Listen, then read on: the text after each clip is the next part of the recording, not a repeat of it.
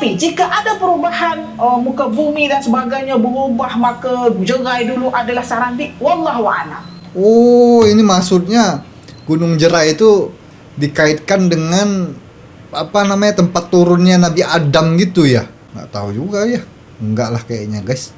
Saya punya kenyataan saya ini berdasarkan bacaan dalam beberapa kitab tafsir. Dan Sarandik yang disebut itu adalah di Sri Lanka. Dia kata Sri Lanka. Iya. Dulu nama Sarandik. Sri Lanka ni baru je dibuat di Sri Lanka kan dalam tahun 70 aja. Dulu Ceylon. Sebelum Ceylon Sarandik.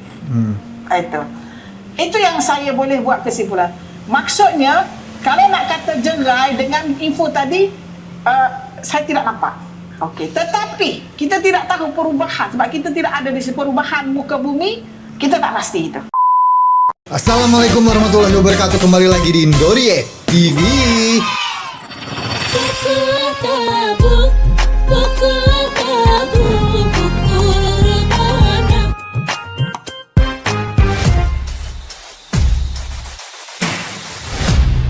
Indoriek TV.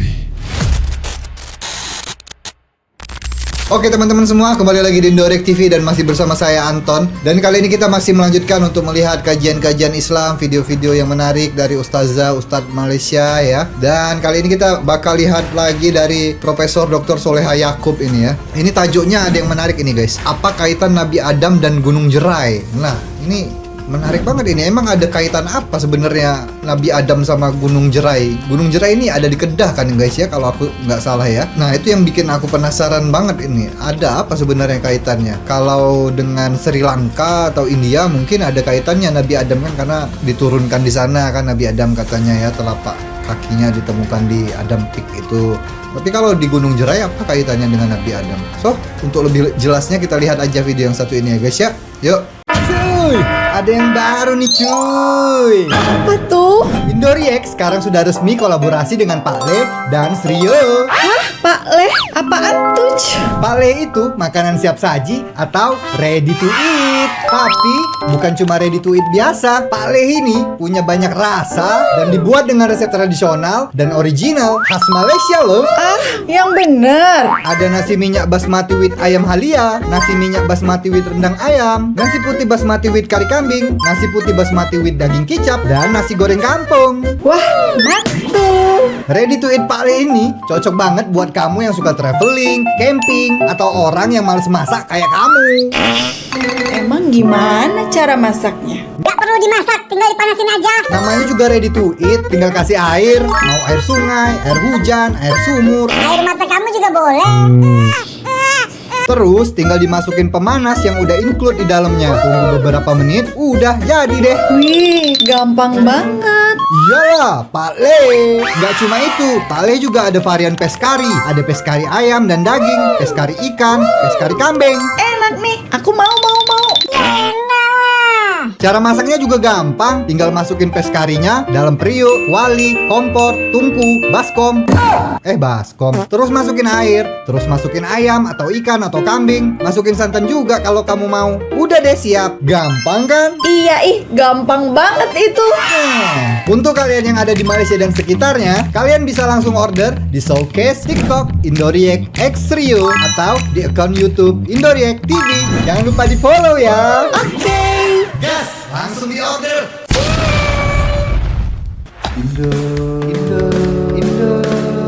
Indoriek. Di perbezaan di sikit je kefahaman nahwu tu kat situ dalam ayat Quran tu, kita dapat menolak teori Darwin. Nah, menolak teori Darwin. Bahawasanya makhluk yang Allah jadikan ni baru, kita ni baru. Kita bukan terevolusi. Oh iya. Sebab betul. dia kalau atas Allah nak jadikan Hamzah tu. Lepas tu man orang kata tu man tu mestilah berakal. Tidak. Man itu maksudnya berdiri atas dua kaki. Makhluk yang ada hak di tengah bergaduh tu juga berdiri atas dua kaki. Habis siapa yang berdiri atas dua kaki? Jin boleh terbang. Itu semua kan jin kan. Ni makhluk betul, the real creatures ni. The real makhluk ni. Yang berdiri atas dua. Kalau kata Ustadz Al-Amin itu manusia sebelum Nabi Adam itu manusia juga, cuman bukan manusia, bukan insan. Nah, kita ini insan ya guys ya. Insan yang dimaksudkan oleh Allah Subhanahu wa taala itu. Kaki, ada dua tangan, ada ada juga muka, hidung, mata dan sebagainya. Tapi dia bukan kita. Kejadiannya kejadian yang tidak sempurna. Akalnya tak cukup. Sebab tu Allah Ta'ala tak ajar dia sebelum ni. Dalam ayat seterusnya dalam surah Al-Baqarah kan, dalam ayat 31. Wa 'allama Adam al-asma'a kullaha. Dia kata 30 dia kata ini ja'ala fil ardi khalifah. Dia tak sebut lagi apa nama khalifah tu. Tapi ayat 31 tu dia kata wa 'allama Adam al-asma'a kullaha. Maksudnya aku dan diajarnya Adam itu semua nama-nama yang terdapat pada ketika itu di syurga. Maksudnya khalifah itu namanya Adam. Habis macam mana kau tahu nama Anak Adam? Adam. Tu kan ada waw sebelum hamzah tu. Sebelum alif tu kan dia kata wa 'allama. Waw itu ataf ataupun sandar kepada ayat 30 tadi. Tak susah pun. Tak susah pun. Kita boleh faham, dia simple je. Itu maksudnya di sini tuan, ya. Ya, kalau teori Darwin itu ya biarlah dia, memang dia keturunan monyet mungkin Darwin itu ya, karena dia mencetuskan teori itu. Kalau kita sebagai umat Islam ya anak-anak Adam, berakal, berilmu. McLeod, patut apa? Pina woman lagi lah 5,000. Dia kata 5,000 tahun. Saya kata bicara Didi yang itu kan, Didi interview kita. Kalau 5,000 tahun Didi, Pina woman tu menghadapi macam besar tak? Kalau selepas atau sebelum? Kalau 5,000 tahun selepas. Dia kata kalau 5,000 BC sebelum. Senang dia kiraan dia. Ya. Dan kita tengok daripada Pina woman itu dia kata kerang dan sebagainya kan. Dan saya dapati info tentang yang McLeod tu, dia kata macam bayi kan. Dia jumpa dalam macam mengekuk macam tu kan. Seolah-olah dalam janin ibu. Dan ada kajian mengatakan Perak Man ni menghadap Mekah ke apa ke. Kita kena ingat masa tu tempat yang itu adalah Palestin. Mula-mula kita punya Kaabah itu adalah Palestin. Kiblatnya, kiblat kita adalah Palestin. Kemudian baru je ditukar kepada Kaabah itu. Kena ingat tu, bila nak kira nak kata dia menghadap apa, Mekah ke, dia menghadap Palestin ke, dia menghadap apa, India ke. Kadang-kadang kedudukan buminya berubah. Betul. Kita tak boleh nak ingat bumi kita ni statik 100%. Ya, betul, dia telah berubah. berubah. Jadi angka-angka dalam kiraan itu juga berubah. Sikit lagi ada beberapa meter lagi untuk sampai menghadap betul-betul ke Kaabah. Memanglah dulu lain buminya, sekarang dah lain pergerakan, itu sudah berlaku. Jadi kita tak boleh pakai sangat benda tu. Sepanjang saya bacaan saya, sebab kita info tentang alam lain ni kita kurang. Kita duduk di sini pun kita kurang. Tengoklah tadi pun dah diubah kan info kita. Gunung Jerai itu dulu namanya Pulau Serai. Gunung Jerai itu dia tidak bersambung dengan Banjar Titiwangsa. Yang terpisah dengan Banjar Titiwangsa, Gunung Serai, Gunung Ledang. Gunung Ledang tak bersambung dengan Banjar Titiwangsa. Sebab tu kita dengar cerita Sultan Mahmud kan, nak bina apa, Puteri Gunung Ledang minta bina jabatan, dia tak bersambung dengan Banjar Titiwangsa. Okey. Jadi maksudnya Gunung Jerai itu adalah Pulau Serai. Dia adalah air. Tapi ketika Banjar Besar bina, tapi sebelum itu dia adalah daratan. Nampak tak? Okey, sebab Perak Man tadi kita nampak. Okey. Sepanjang pembacaan saja, kita Arab lah, pembacaan saya kita tak Arab. Dia mengatakan Adam ini turun di Saranding, di tempat bernama Saranding. Dan kaki Adam tu, tempat jatuhnya kaki Adam tu di Sri Lanka itu. Baus. Jadi setakat ni mereka membuat konsensus, saya berdasarkan pada ulama, ia adalah di Sri Lanka. Iya, Sri Lanka kan. Dan dulu Sri Lanka itu dia tidak terasing dengan India itu. Dia sama. berlaku pecahan tu baru terasing. Iya. Dulu kan tak ada di satu tempat je. Sama di India. Jadi di Sri Lanka itu ada tempatnya nama Saranding itu. Itu yang saya tahu. Tetapi jika ada perubahan muka bumi dan sebagainya berubah, maka Jerai dulu adalah Saranding. Wallahu a'lam. Oh, ini maksudnya Gunung Jerai itu dikaitkan dengan tempat turunnya Nabi Adam gitu ya? Nggak tahu juga ya. Enggak lah kayaknya guys. Saya punya kenyataan saya ini berdasarkan bacaan dalam beberapa kitab tafsir. Dan Sarandip yang disebut tu adalah di Sri Lanka. Dia kata Sri Lanka. Iya. Dulu nama Sarandip. Sri Lanka ni baru je dibuat di Sri Lanka kan dalam tahun 70 aja. Dulu Ceylon. Sebelum Ceylon Sarandip. Itu yang saya boleh buat kesimpulan. Maksudnya kalau nak kata jerai dengan info tadi, saya tidak nampak. Okey, tetapi kita tidak tahu perubahan sebab kita tidak ada di perubahan muka bumi, kita tak pasti itu. Ya wallahu alam juga ya guys ya. Tetapi memang nggak ada bukti-bukti yang valid gitu kalau Gunung Jerai itu memang tempat turunnya Nabi Adam pertama kali kan. Cuman kalau di Sri Lanka sudah banyak itu ulama-ulama yang mengkaji dan juga ada tapak yang dipercaya sebagai tapaknya Adam gitu kan ya, di Adam Peak itu ya. Tapi bisa jadi juga guys, wallahu alam guys, kita kan nggak ada di waktu masa zaman Nabi Adam turun gitu kan, kita kan nggak tahu juga. Kalau berlaku perubahan muka bumi, mungkin juga dijerai mungkin. Sebab ada 1000 kisah dalam alam Sumatera, alam Melayu ni, yang mana tidak dibongkar lagi.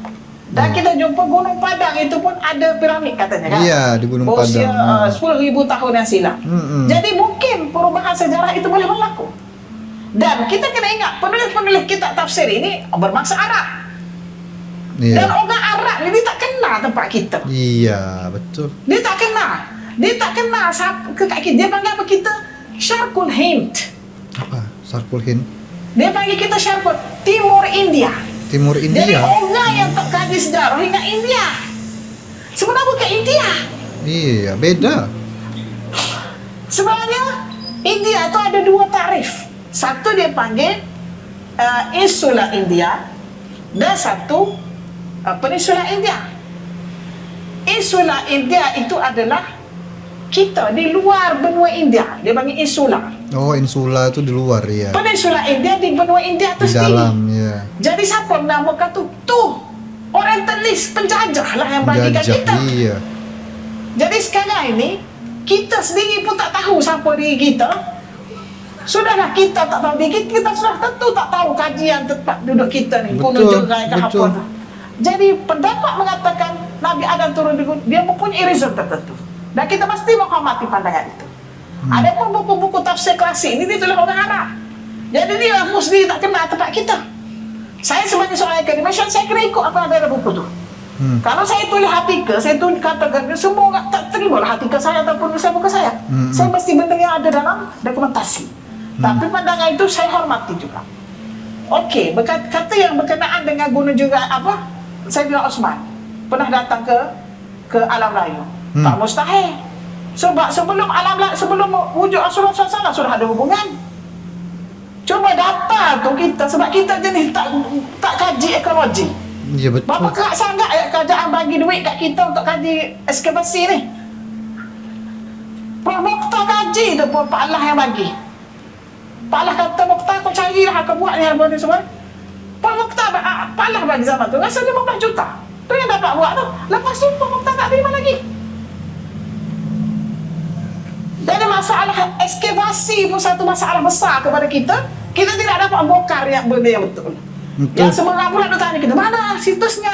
Mana buktinya? Saya kan, hayya. Bukti itu bukan yang terlalu pegang. Bukti dokumentasi itu untuk bidang saya dokumentasi sudah cukup. Kalau ada bukti ekologi itu satu bonus. Ya. Jadi saya bersetuju. Kalau Sayyidina Osman itu sudah baru, sudah datang ke sini ramai lah.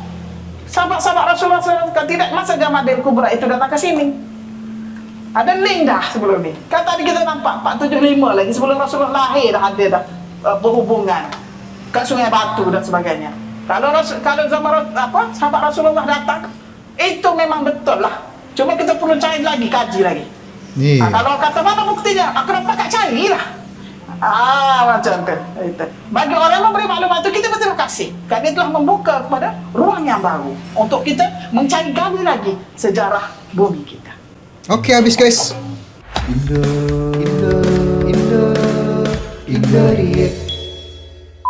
ya itulah ya guys ya, karena memang penjajah orientalis itulah yang mungkin juga mereka menghilangkan apa namanya itu catatan-catatan sejarah yang penting gitu. Dulu-dulu itu dihilangkannya atau dibakarnya atau di apanya gitu, dirusaknya, sampai-sampai banyak catatan-catatan sejarah yang original, yang asli gitu. Tanah Melayu, Nusantara ini hilang gitu. Jadi kita seakan kayak nggak tahu kita ini siapa. Emang sengaja untuk dikerdilkan gitu, dikecilkan gitu di dunia itu bangsa kita ini ya. Ya semoga aja kita makin banyak orang-orang yang menggali gitu ya, mencari sejarah-sejarah yang sebenar dari tanah Melayu dan Nusantara ini, supaya kita tahu lah jati diri kita tuh siapa ya sebenarnya. Bagus juga ini videonya ya guys ya. Semoga ada pengajaran yang bisa kita ambil, semoga ada informasi yang bisa kita ambil ya. Nanti kita tengok lagi lah ceramah-ceramah ustadz, ustazah yang bagus-bagus, yang menarik-menarik dari Malaysia. Jadi stay tune terus di Indorek TV.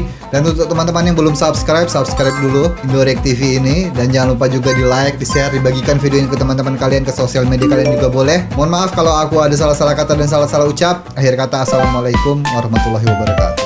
Bye-bye.